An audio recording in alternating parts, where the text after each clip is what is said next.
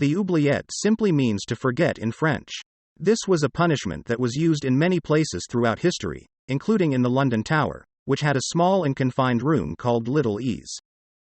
Not only was this room pitch black, it was also so small that prisoners could not sit, stand, or lay down while inside it, and they would be left in this uncomfortable position for days on end. One of the most famous oubliettes is not the one in the London Tower, but in the neighbouring district of Warwick, inside of Warwick Castle.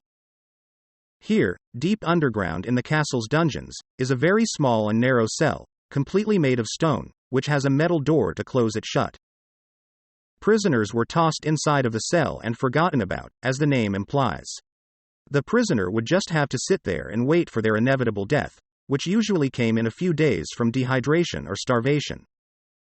Now, of course, this would be the best case scenario, because in reality, most of the time there would already be a rotting corpse inside of the cell to keep the new prisoner company.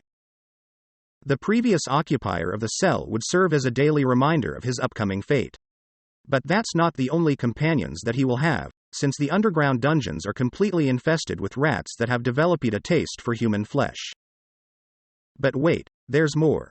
These oubliettes existed in many of the castles throughout Europe, and in recent times, they have actually discovered these dungeons with dozens, if not hundreds of human remains inside of it, as proof that they were hardly ever cleaned. Like in Leap Castle of Ireland, where in 1900, during the castle's renovation, a worker found a small opening behind a wall inside of the chapel.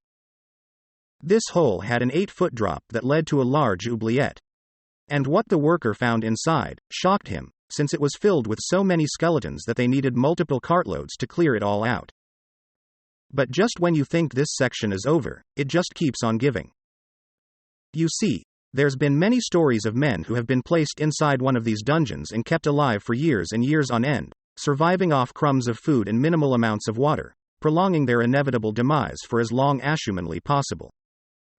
These cells were sometimes even placed on ground level, so they can hear the voices and laughter of the people outside, an experience Thathy will never get again in this lifetime.